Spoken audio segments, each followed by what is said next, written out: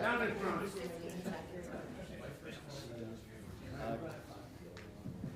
Good afternoon, everyone. Thank you for coming. We're gonna get started here 30 seconds early. We have a lot to cover. My name is Jason Gibbs. I'm Governor Scott's Chief of Staff. There's a number of members of our team here this afternoon. I hope you have an opportunity to meet some folks who you will be working with that you have not yet had a chance to say hello to. That's one of the reasons why we are doing this briefing series. We are going to limit this to 1 hour per briefing. There is a lot of detail that we are going to skip over. These are intended to be very high-level introductory briefings, specifically tailored for folks who are not going to get more detailed information in your committees of jurisdiction. So if you're not on a judiciary committee, for example, this presentation is meant to be for your awareness, so you understand the types of issues that we're going to be bringing to the Judiciary Committee.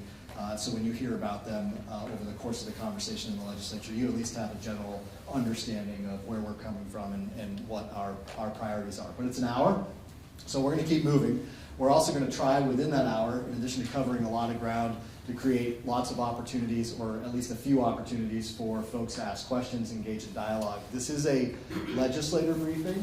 I know we have some stakeholders and other interested folks here as well. There is some media covering these briefings both in the room and online. That's great. Stakeholders and media who have questions, we'd be delighted to follow up with you offline.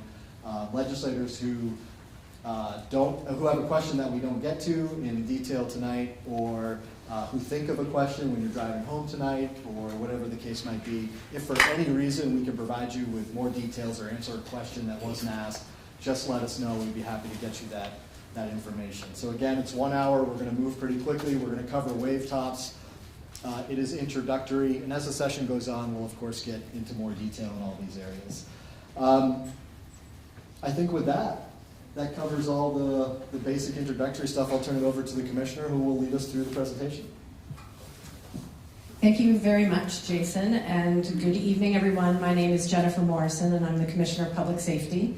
I'm joined here tonight by several members of the Public Safety team, so if there's people that you want to talk to about anything in this slide, there's lots of different perspectives here. We are also joined here tonight by members from many of our other state law enforcement agencies, and our partners from the Agency of Human Services. So there's quite a few folks here that if you have questions that we can point you in the right direction if we don't happen to have all the answers.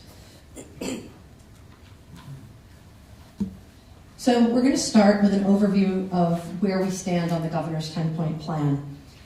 As most of you are probably aware, in August of this year, the Governor issued this 10-point plan to address an uptick in violent crime that happened to coincide with a workforce crisis, an unprecedented law enforcement staffing crisis in the state of Vermont. So the conditions that we observed in the spring and summer are really what led up to this 10-point plan, and in particular, drug-related violent crime. And these situations, the confluence of events have created a situation where there was not only a perception of a decline in public safety, but that there were actually a rise in certain types of crime in certain communities. And that's the birth story of the 10-point plan. So the Governor directed me and other agency and department executives, in partnership with everybody I just mentioned and well beyond that across the state enterprise, prosecutors and the judiciary, to implement the plan to reinforce frontline law enforcement capacity and to prioritize the reduction and prevention and prosecution of violent crime, to expand prosecution capacity and help the courts address their backlog of cases, and to prioritize long-term violence prevention policies, systems, and services. And he broke the plan out into the 10-point action plan framework into sections. And I'm going to walk you through most of the sections, and Jay is going to address one right in the middle, and then I'm going to hand the presentation off to my colleague Dee, who is going to bring us home with some high-level policy overviews. So point number one is in that first section of the 10-point plan, which was to prioritize VSP mutual aid. And it probably is not a surprise to most of you that VSP is available 24/7, 365 for call-outs with any case that exceeds a local community's capacity to handle it, or for certain type of special teams activations. We have 13 special teams that service the entire state. In addition to that, in recent months, within the past year, VSP has taken on the staffing of overnight emergency calls for service in multiple communities. We currently are doing that in 4 communities who have found it necessary to turn off their overnight shift because of lack of staffing. In addition to doing these things and the business as usual and being the backstop for municipal and county law enforcement, we have been meeting regularly with representatives from the Sheriff's Association and the Chiefs Association to collectively put our heads together to find the best responses across a wide range of areas, including recruitment and retention of new officers, training of officers, how we can assist each other in meeting the demands for public safety, and so on and so forth. I've already mentioned our 13 special teams that continue to support communities across the state. And VSP has assisted or taken the lead on numerous homicide investigations statewide. And then another example of VSP mutual aid, point number one, is that in Burlington, the community saw a need for more uniform presence of police officers on certain days of the week, certain times. They entered into a contract with the Vermont State Police to use troopers who volunteer to do it on an overtime status, so it does not interfere with their primary mission, but that they have the opportunity to augment the police in Burlington. So these are all ways that we have tried to address the governor's point number one. Point number two was to shift special team troopers to coordinate with the federal ATF task force, and that's what we did. We shifted some of our narcotics investigation resources to be embedded with that task force and the BPD to address what was a significant violent crime surge in that area. Those were very successful collaborations and resulted in all 5 homicides in Burlington in 2022 being resolved. Multiple state investigators assisted with those. It was not just VSP. DMV had assets that helped, and all the other state law enforcement agencies provided support to those investigations. There are still at least one, if not more, DMV investigator continuing to work in the task force arena. We engaged with the Guard to bring in some counter-drug analysts to help support the work that is being done by our narcotics investigations unit. And as I said, these partnerships, they are always fruitful, and this year they've been extremely fruitful. You saw the large-scale operation down in Springfield in November, which resulted in the arrest of multiple high-value targets and federal prosecution of those. So that's just some of the ways that we are meeting the request for point number two. Point number three was to better align and deploy state law enforcement resources. And bottom line, this is the governor. You saw it during the pandemic. He does not care what the name of your department or agency is. He wants state assets working together to improve public safety, to meet the needs of all Vermonters, particularly the most vulnerable.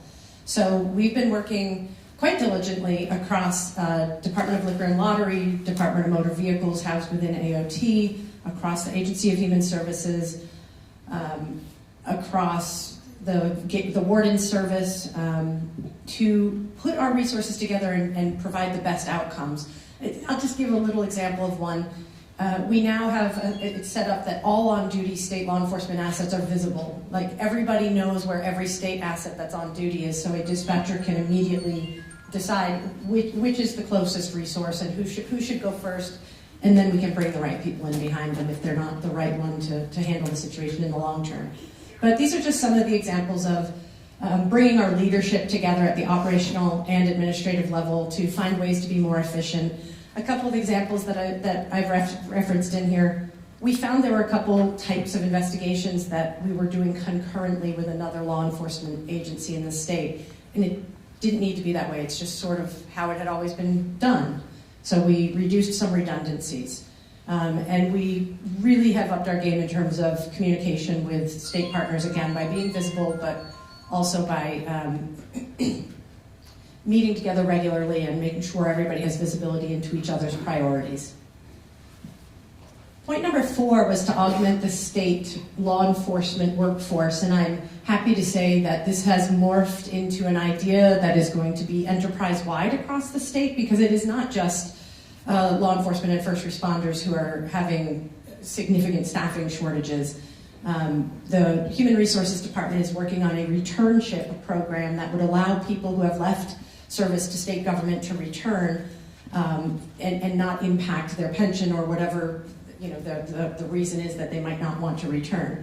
And we are prepared to implement this program at the Vermont State Police. We have identified several areas where we could use the resources of retirees if they choose to return. So more to come on point number 4. And at this juncture, I'm going to move into the next area and turn this over to Jay Johnson, the Governor's General Counsel.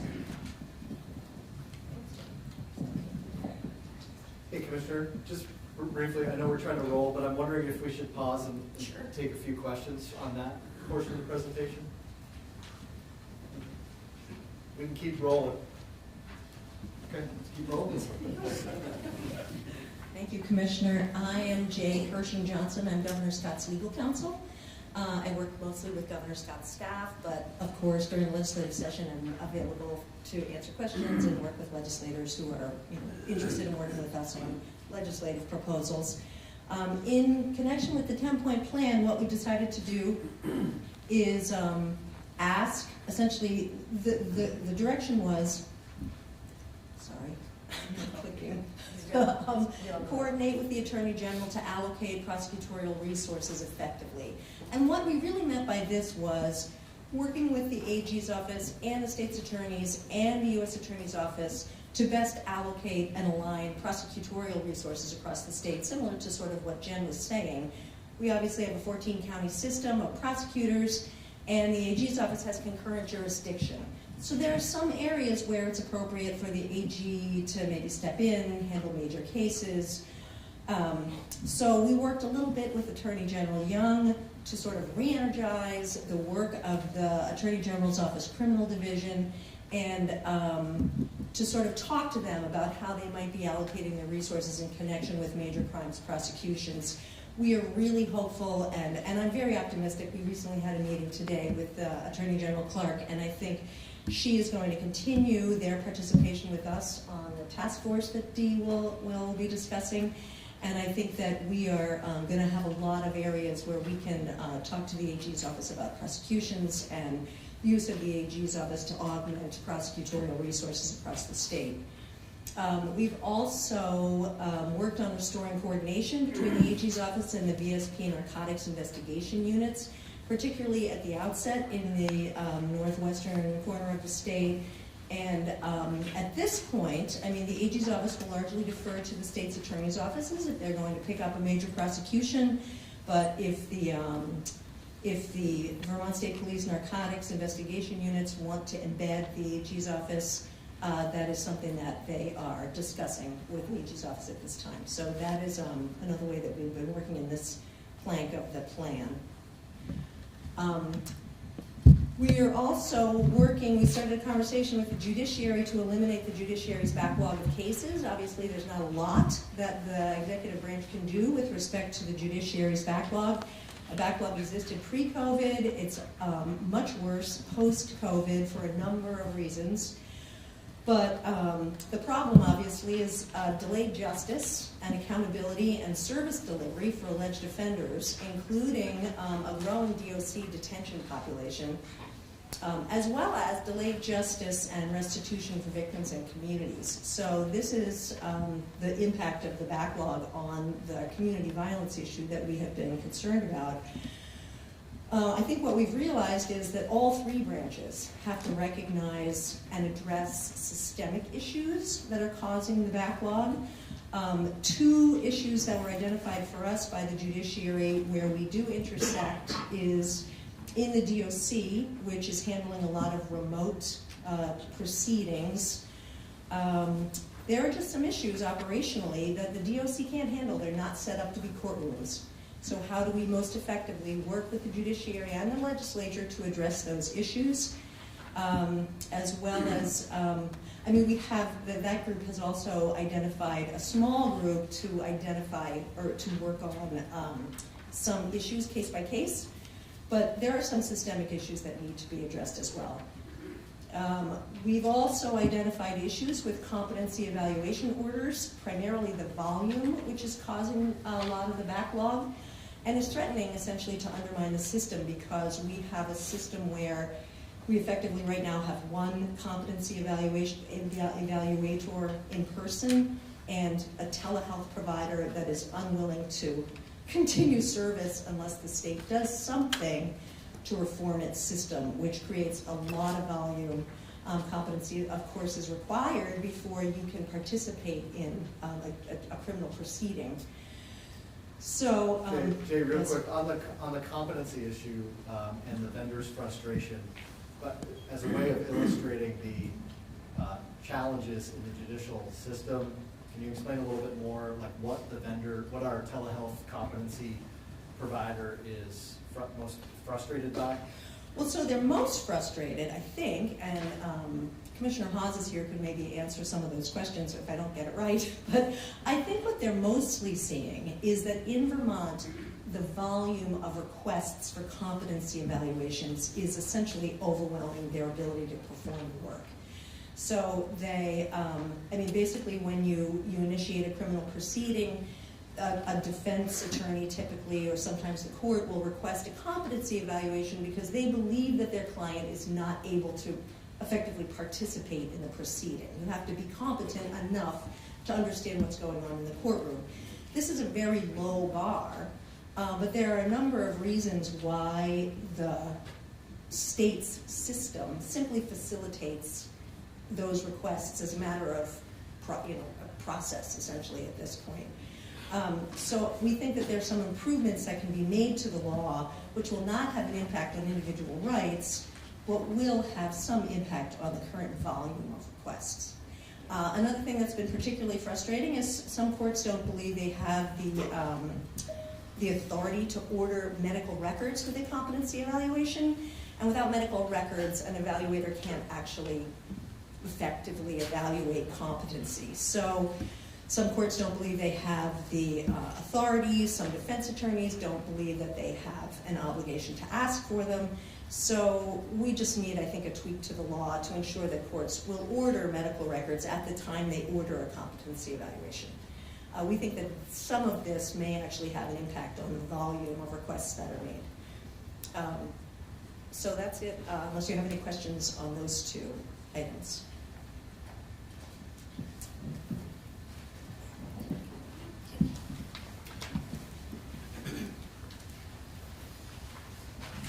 Okay, so we're moving into the last section of the 10-point action plan framework, which is to prioritize long-term violence prevention policies, systems, and services.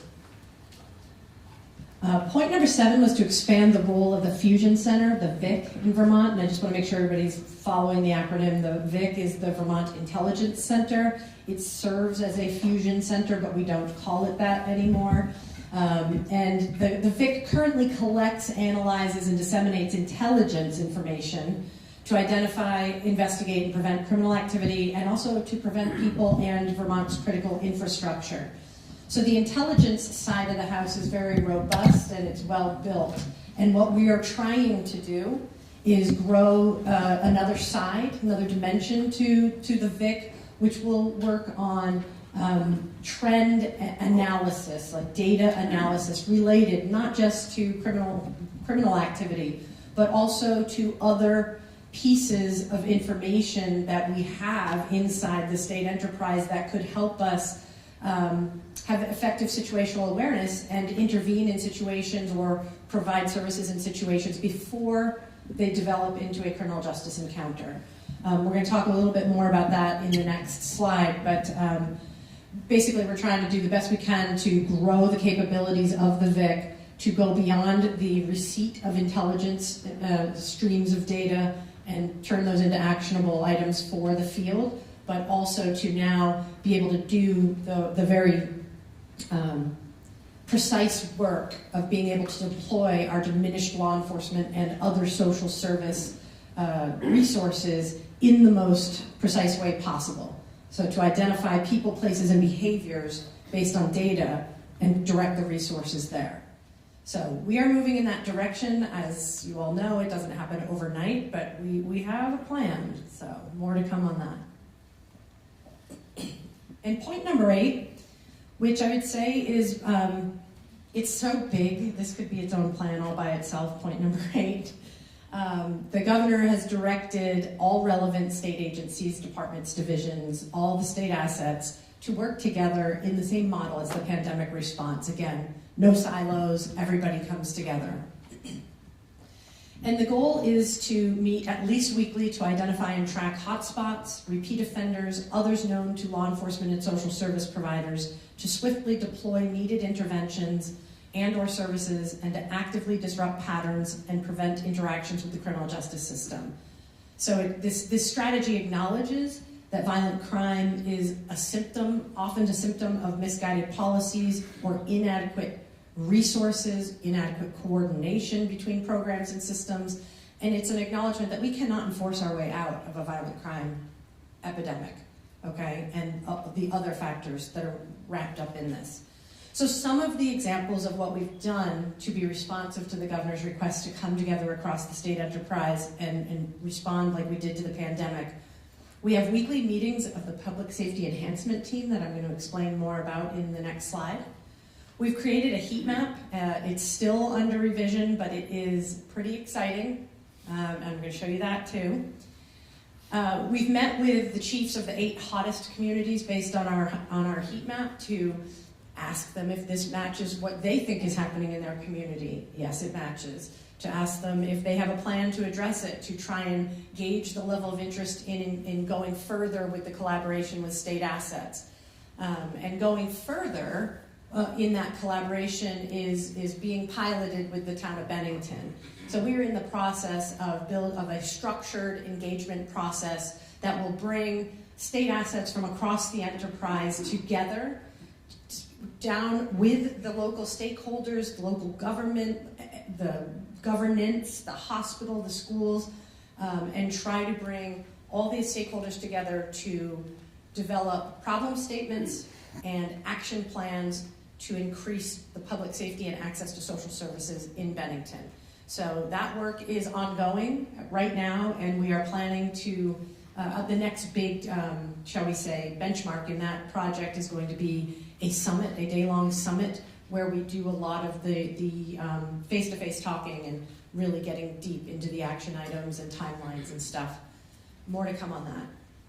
And then this being our first community in Bennington, it's taking us a little bit of time to build the right engagement process. This is not meant to be a paternalistic thing where the state goes in and says, hey community, we know what your problem is, we're here, we're from the state, we're from the government, we're here to help. That's not what this is at all. This is a full-on engagement, an inventory assessment, building of relationships, and trying to trying to help communities be more resilient and have better access to the available state resources, and that they would know who to call, and those relationships would be strong by the end of this engagement piece. And we intend to replicate this in other hot communities during the course of the year.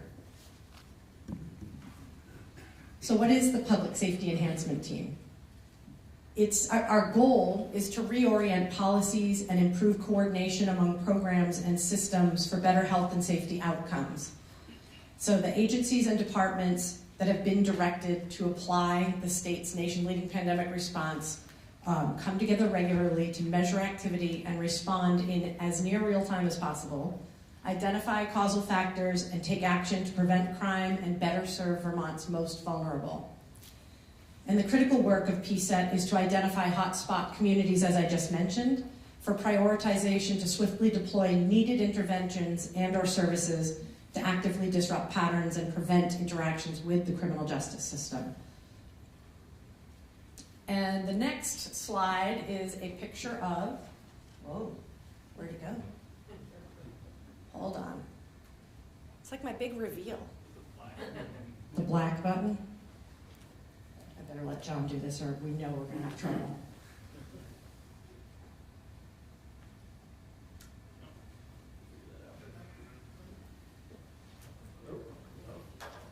Yeah. had it. It was just a disconnection, I think.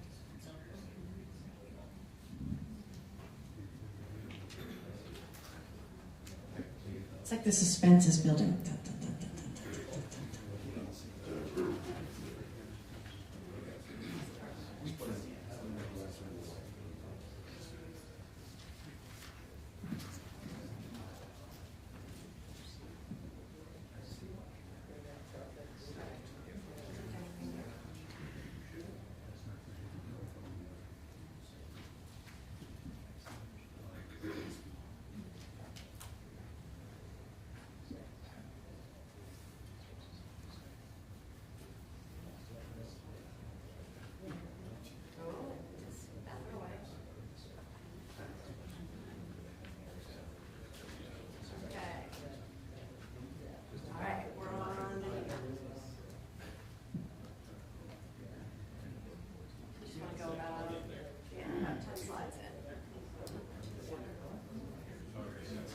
I wonder if it's the actual image. It's not rendering. Okay, so I'm going to I'm going to have Jason turn this around so you can at least see what I'm talking about.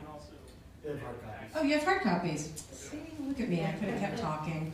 My bad. Okay, so you have a picture of the heat map, and there's a lot of information in this heat map. Some of the sources of data include, and I want to just put right up front, these are imperfect data sets because we're trying to use as near to real-time data sets as we can. So we're using, for instance, in the law enforcement realm, we're using call type data, the type of call that an incident is labeled that might not be what is reported to NIBRS 3 or 4 months down the road after the incident is fully resolved, the data reporting has been fully vetted, and it goes off to the FBI. This is as near real time as we can get for the law enforcement calls for service. We also have a layer of data in there that has plucked out certain types of responses by EMS from their records management system. So responses where the primary reason for the call is overdose or assault, those types of calls are coming into this heat map as a stream of data. There is information pulled from the Department of Health on types of prescriptions by class per county. So each county's rate of prescriptions for stimulants, benzos, the medication, MOUD, those types of prescriptions are all represented on the heat map. We also have rates of visits at emergency departments where the primary complaint is overdose. That is in there. The death rate by overdose, which is represented by the Vermont Department of Health. So there's a bunch of different data streams that we've tried to pull to make it beyond law enforcement specific, but that it shows where the need is, where there's need in our community. The heat map is reasonably interactive for people who are users of it, and there's only a few right now because it's still under construction. But every week, we add in the most recent week's data and we drop out the old week of data. It is a 6 months running snapshot, a running 6 month look at what's going on. It's not intended to go back years or anything. We just want to keep kind of our finger on the pulse of where the hotspots are in the state. And within those communities, you can drill down into the community's map and see what's happening. All of the information is deaggregated to the block level, to the blocks of 100s addresses, so it's not, your address showing up as the location of a call for service. And then each week you can see that we have certain buckets of crimes that are counted specifically, and then we have the other data I told you about. It ranks the towns as the hottest or not, depending on how you toggle the switch. And then it further breaks down the raw number of calls in the bucket by the 10,000 residents. So just because the number in Burlington might be higher in the aggregate, when you sort it by the 10,000s, you find out that it's not as hot as, say, Springfield was that week or whatever it is. We also have a layer of artificial intelligence in here that calls out anything that's out of range or anomalous. So we have sudden jump and out of range as the categories there, and you can see on this one that this past week, Bennington is wildly out of range for burglaries. Their expected range, based on the 6-month average, is 0 to 1 burglaries per week, and they had 11 last week, reported last week. So the artificial intelligence is designed to make sure we don't miss any big bumps or spikes, but we're tracking those because there's a trend line that you can drill down into to see what the average number, either statewide or in a community, is of these violent crimes in any given week. There's also, on the agency by agency page, you can look at what hours of the day and days of the week are the most likely to have these violent crimes come in and be reported to the police. So it is not a perfect tool, and it is still under revision, but it's the most real-time depiction of where the crises, shall we say, are happening in our community. And we're looking forward to continuing to refine it and share it with the local communities to help them direct their limited resources while we at the state level direct our limited resources to those spots. This is a really very exciting tool. It provides as the commissioner pointed out, as close to real-time intelligence analysis as we can develop at this point in time. We're going to continue to work on it, but it is already showing at least the ability to measure the results of our effort in some specific areas. So specifically, what I mean by that is we watched the activity in Springfield decrease after the large law enforcement effort that you probably read about in November. We've seen types of crimes, particularly our most concerning types of crimes, decrease in Burlington and in northwestern Vermont as the law enforcement activity has focused on those areas. These types of tools, like what the commissioner is talking about, give us the ability to be more responsive, which is important because law enforcement is facing the same workforce challenges as other sectors, so we have to be super smart about resource allocation. The dots that have to be connected are between the vacuum that we create by surging law enforcement activity into a region or a community and the social service outcomes. So when you disrupt, this is hypothetical, when you disrupt drug supply chain significantly in a particular region, is your human service apparatus, are your human service assets part of the tactical team that is carrying out the law enforcement activity so they get a seamless handoff? So they go right on the ground to the residents who need the human service at that point in time or over the coming days because they're going to be searching for a new supply. Are we meeting the needs of families who have been the victims of trauma because of activity of people who live in their houses? And is that work truly coordinated on the ground? Like, that's the COVID response that the commissioner talks about, is integration of all these state assets at the operational level on the ground. So we're not waiting for referrals or people to call 211 or what have you. There is a direct connection between the intervention and the service. That's easy to say, very difficult to do under based on the way that our enterprise is constructed. But this tool is a pretty significant step forward in our ability to understand our operating environment with a higher level of specificity. I think the people on the ground will tell you they understand the operating environment very, very well. But now we're able to measure it with a much higher degree of specificity, more frequent rate of measurement, and then we're able to share that information with all of you. So I'm going to pause there and ask if there are any questions. Go ahead. I'm just curious if you could share more information about what artificial intelligence systems are being used, because there's nothing on this inventory that was released by ADS related to this work, so I'm just curious, and maybe that's because it's new, but I'm curious if you know what system is being used, like what kind of AI. I don't, but I can talk to my ADS partners, because and I was actually, as Jason was explaining this, I was remiss in not saying that ADS has been a crucial partner in all this, and they're not in the room, I don't think, but they have been super integral to getting us to this point.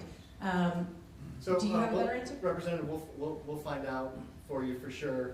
It's a data spike flagging tool. I think AI makes it sound like something super scary, but it's like, hey, when your data jumps beyond this particular range, you get like a notification in your email inbox that's like, hey, you might want to look at this data. And when we do, you know, get towards the finish line of thinking it's as good as it's going to get on the heat map, there's going to be like a clear context within which we present this data with things like that this is what we're using to detect sudden jumps and out of range. And staying straight up front, this is not perfect data. Like, this is not the data that we would use to put a grant application in looking back 3 years of data, right? But this is a real-time tool. So I appreciate the question. Hang on a sec, there was a question about that. Tony, next to you? No? Ma'am, did you have a question? No, thank you. Okay, go ahead, sir. Yeah, Commissioner, who can see this map? I mean, is it? Who conceived it? Yeah, no, who can see it? Oh, who can see it? I was like, who can Is see it it? publicly available? Not Is it yet. just available to law enforcement? I mean, what are the plans on that aspect? That is a great question. So today at our PSET weekly meeting, we were talking about just that. And for now, once we get it to the point where we are confident that it should be published, we are going to be publishing PDF stills of the this cover page that you see. There's a second page that shows you what the different data sets are that go into it. And then probably what we'll end up doing is doing like the top 6 or 8 hottest communities each week. We'll publish their individual page. It is envisioned that we will get to a place where we can share it with local partners and let them use the interactive nature of it. For instance, you can filter in or out the EMS calls. You can filter in and out, you know, certain streams of data to be a little more precise for what your purpose is. And we would like to make this a tool available publicly. We're not quite there yet, and it requires certain licenses that do cost some money because it's a kind of fancy system.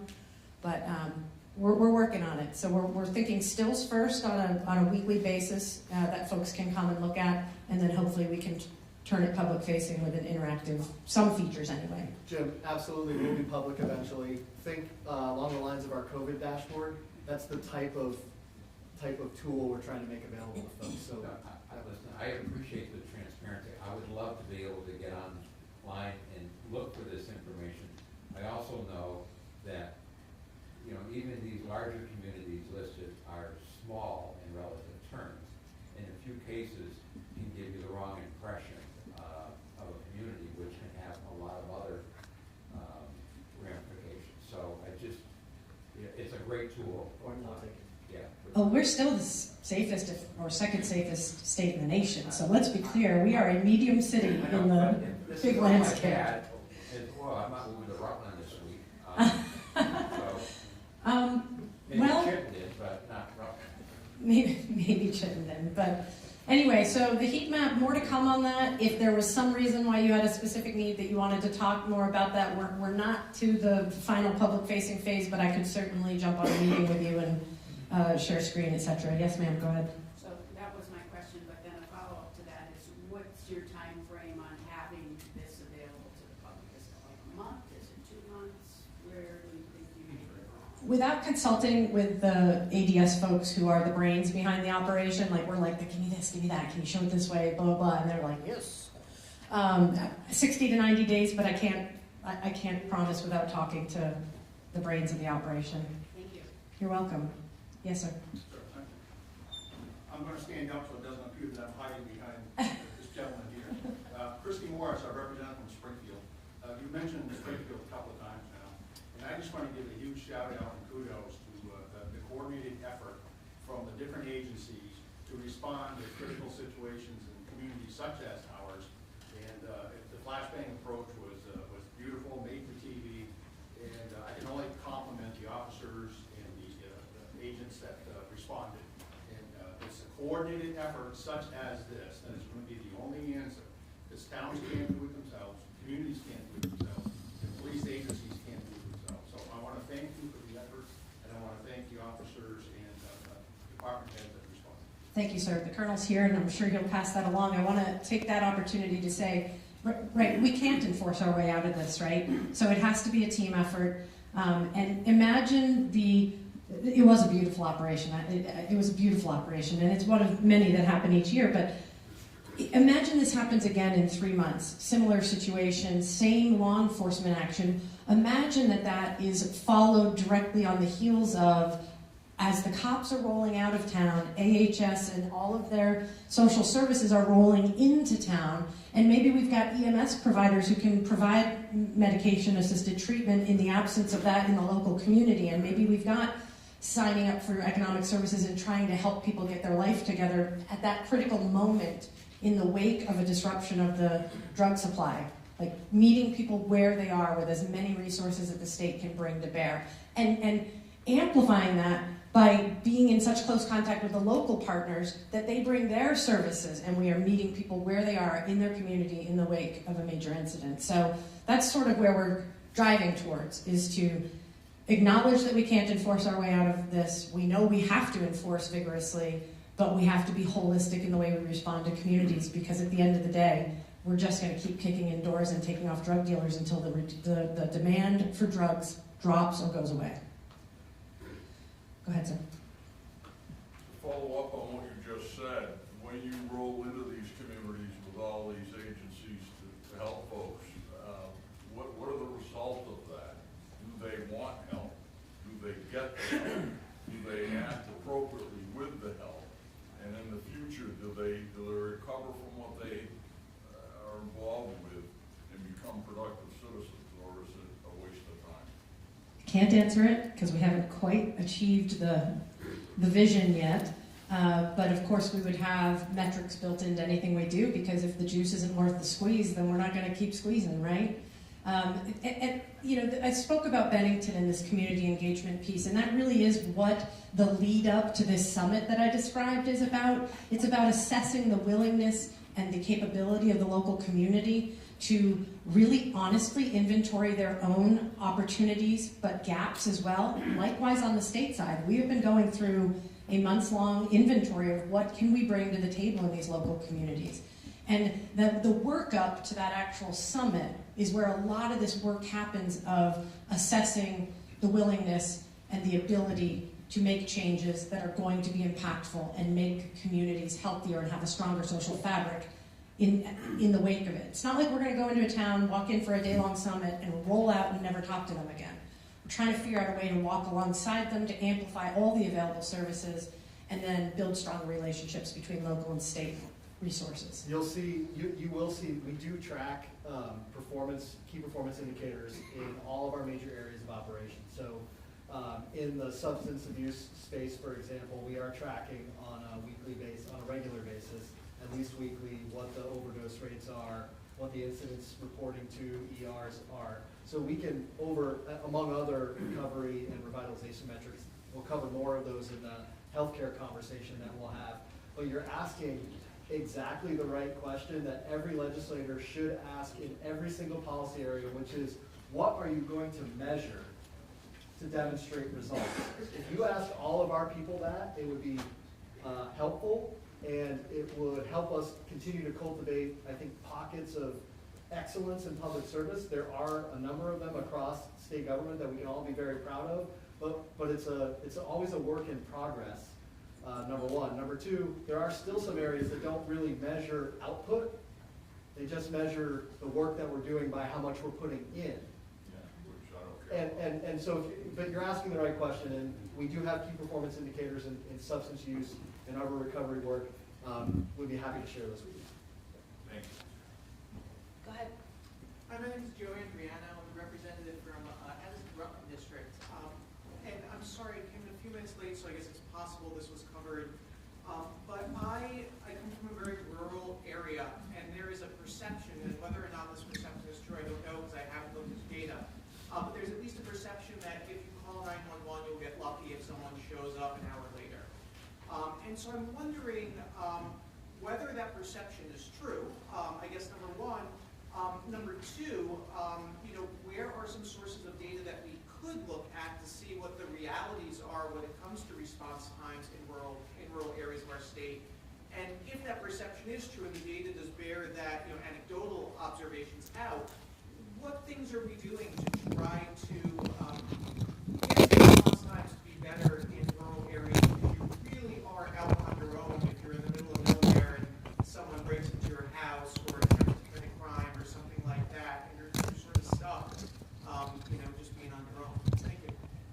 Yeah, thank you. That's great. And I feel that I've lived very remotely as well, and response time can be a long time.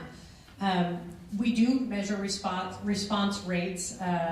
It takes manual labor to cultivate those response rates in terms of, like, if we're looking at a certain community or a certain region. The highest priority emergencies get the quickest response time, but the reality is that sometimes your resources, whether that's a trooper or an ambulance service, may be coming from a long distance away.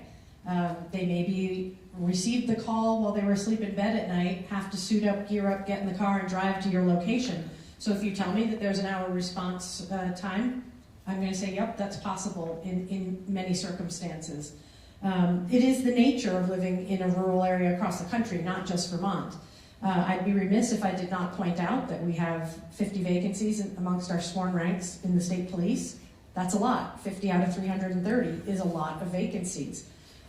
We have shifted resources out of other types of areas and into the patrol sector. We are doing our very best to meet the need, but if you have a specific concern about a response time, the Vermont State Police can absolutely investigate it and get you some of that data. But what you're telling me doesn't surprise me. And the last piece of your question or your statement was, the perception is, and I was a police chief for a long time, I was a police officer a long time, and people's perception doesn't always match reality, but at the end of the day, it doesn't matter, because their perception is how they feel, and it is our job to make them feel safe and taken care of.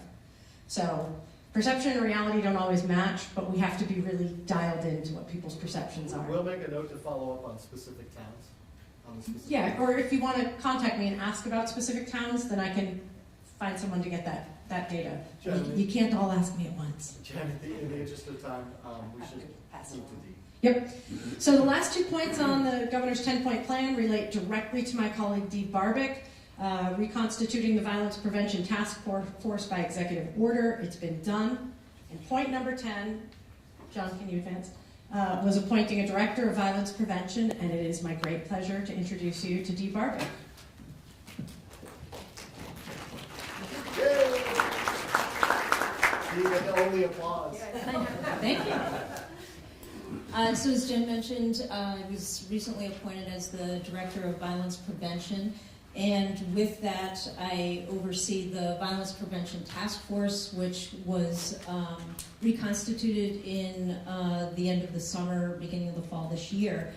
The Violence Prevention Task Force is comprised of senior officials of the executive branch and includes the Agency of Human Services, Agency of Education, ADS, Departments of Public Safety, Children and Families, Mental Health, Department of Health, and Department of Corrections. And as you can see, probably a theme is developing that we are all working together through the enterprise. A multidisciplinary approach is how I often refer to the Violence Prevention Task Force. And the reason for this is to bring all of our resources together, all of our expertise together, in how we can approach reaching our goals. The task force goals are looking at areas where changes and improvements can be made to prevent violent crimes and hold offenders accountable, in addition to also, as was mentioned earlier, providing resources to individuals as well. What we have done since the task force began meeting in the early fall of this year is we've worked to identify gaps in policy and identify areas that we can fill those gaps. We've worked, as I mentioned, collaboratively among these agencies, again, to bring all of our resources together, break out of those silos. So some of the work that we really so far have concentrated on is criminal justice and school safety have been focuses for us, among other things, but these primarily will fold into some of the work that will now go over to the legislative session. We looked at modifying current laws in areas of violent acts for bail consideration, so that's one of the areas we're looking at in terms of policy changes. We're looking at identifying some gaps in some of the drug offenses, identifying some areas in youthful offender and delinquency cases. Jay had mentioned earlier competency and insanity evaluations, and then universal sealing of records. So those are a couple of areas where, again, we aren't rewriting a completely new section of law, but we're looking at some gaps in existing policies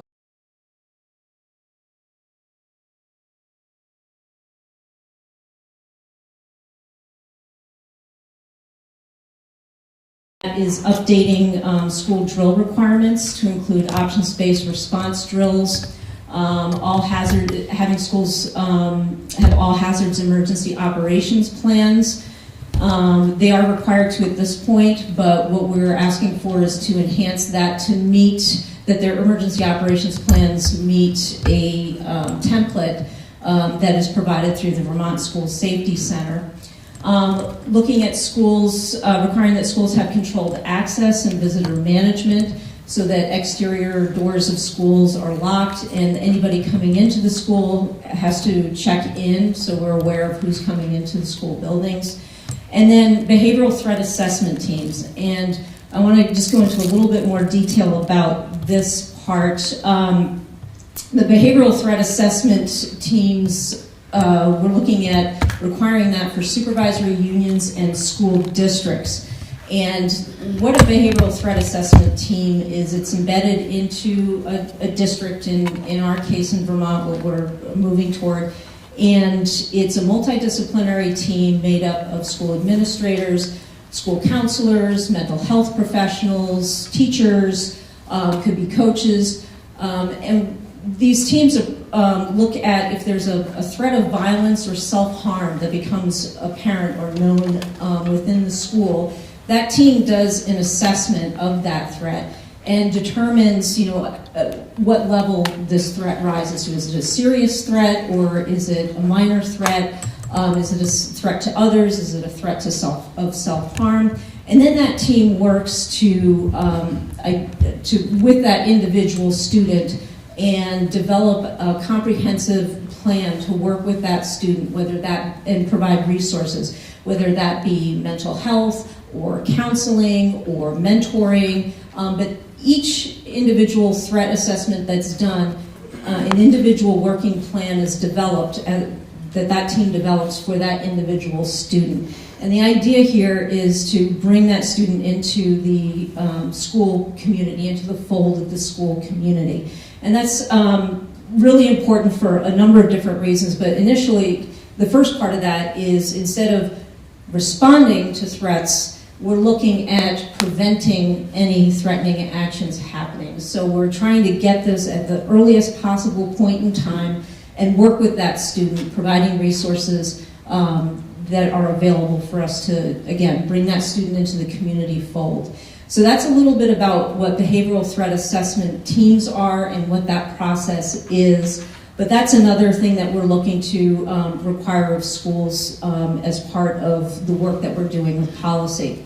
I would also just want to add that the Vermont School Safety Center, which is a model of cooperation between the Agency of Education, it's a partnership between the Agency of Education and the Department of Public Safety. And the Vermont School Safety Center, if you go to the website, it's Vermont School Safety Center, you will see an incredible number of resources that are available to school administrators, to teachers, to mental health professionals, to school counselors, to coaches, everything from how to develop an emergency operations plan, other resources available for behavioral threat assessments. It's just an incredible amount of support resources for schools. And going back to behavioral threat assessments, the Vermont School Safety Center has done an incredible job of bringing training to the state and has already trained upwards of 500 folks in the process of behavioral threat assessments and developing teams and conducting those assessments. And we'll be continuing on that with providing Train the Trainer program in January, at the end of January. And what that will allow us is to build a cadre of behavioral threat assessment trainers within the state who can then go to schools and school districts and continue this training and this support for school districts in continuing to work in this direction. So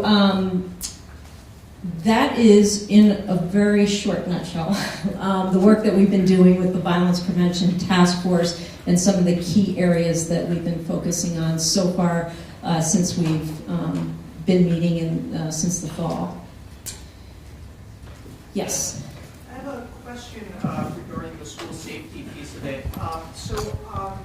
I read Uvalde, the report done by the Texas House of Representatives on the Uvalde school shooting, and they, according to that report, had every plan in place, and if you were to look at the plan, you would think it's a great plan that they were going to be able to prevent any sort of violence occurring in their school. But the actual facts on the ground, what the Texas House of Representatives concluded, was the actual facts on the ground didn't match the plan that was in place. There was a disconnect between plan and actual on-the-ground action. And so I'm wondering, in Vermont, what are we doing to actually audit these plans in order to make sure that if the plan says something like access control, we aren't seeing doors being left open or broken locks, that we're seeing the ability in these plans for cross-agency coordination during an emergency, such as what we saw happen in Texas, so we can make sure that all the time that we're spending on these plans is actually resulting in on-the-ground changes that are remaining consistent, and that if an emergency occurs, the plan will actually be able to be implemented, unfortunately, like what occurred in Texas. The part of the recommendations, what we're hoping to move forward with in this session, does require that the school districts report back on their plan. So that's one part of how we're going to assess. Yes, every school has a plan, and another leg of that is that it has to meet certain requirements, minimum requirements, as set forth in the template that is provided by the Vermont School Safety Center. In terms of how do we know that the plan is the plan, but we're also following the plan, I think is really, if I'm understanding, is the root of your question. And a couple of years ago, the Vermont School Safety Center, in coordination again with Department of Public Safety and the Agency of Education, provided training to schools on how to conduct tabletop exercises and other types of exercises to go through those kinds of steps to say, okay, and when I say emergency operations plan, I think a lot of people think, oh, active threat, active shooter, but these plans are comprehensive. They include what to do if there's a chemical spill in the chemistry lab, what to do if there's an electrical outage, what to do if there's a crash involving a school bus. So it's all encompassing all hazards emergency operations plan. So to go back, these tabletop trainings that we put out to the school and taught the schools how to do these exercises was to do exactly, I think what you're focusing on is, okay, this is the incident. We've got a school bus, it's sub-zero temperatures, stuck in a snowbank, and we got to figure out how we're going to get these kids off into a warm, safe place. And so they work through that tabletop exercise and identify, oh, we have a gap in our communications plan. We need to enhance that. So those are the kinds of things that have been done in the past to assist schools in sort of doing a dry run of those kinds of things. So that has been done. But we're also looking at in these policies that we've been working on for this session is also identifying, for instance, the annual training, ensuring that is happening for behavioral threat assessments. And I think this is really a start for us in Vermont by having these mandates or these requirements, and it's a first step, and this will be built upon. So, I think we're taking our baby steps and then looking at, okay, what's next? And that, it could be, okay, how are we going to start tracking training, how many trainings has the school done, those kinds of things. But that's, again, in the future, something to build toward. So I don't know if that answered your question, and, okay. So that seems where we are right now. Yeah. So again, we're at the first stages of this, and along the lines of some of the things that Commissioner Morrison talked about, for instance, the heat map. We're just starting off. We know we have a ways to go, but this is our first steps in that direction.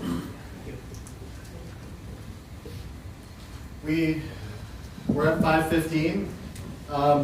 So this is the first of 6 that we'll do. We'll do 2 more this week. Next week there are 3 additional 1-hour briefings, introductory briefings on a whole range of topics. Kendall has sent you all the list of briefings. We would love to see you all at all of them. If anything changes, we'll let you know. We have some notes here to follow up with some folks, but by all means, if there is something specific that you would like from us, or if you think of something down the road that you'd like us to address, just let us know. We'd be happy to get you the information. As the conversation in the legislature moves forward, I have no doubt that the judiciary committees in particular are going to jump into a number of those details at the top of Dee's slide with great vigor. I would point out in one case, the universal sealing of records. The governor mentioned Thursday that we have some sincere, well-intentioned expungement policy that we need to evaluate, because right now that expungement policy would allow someone who commits a violent crime as a young adult to go on to purchase a firearm in the future. Whereas if they were a little older, they'd be prohibited from owning a firearm or purchasing a firearm under current law. So these are, that's one example of the type of modification that we're proposing to make it. We'll work with the judiciary committees in a little bit more detail on that. That's the overview. Again, if anybody has any questions, you can grab any of us. We'd be happy to follow up with you. Thank you all very much for coming here.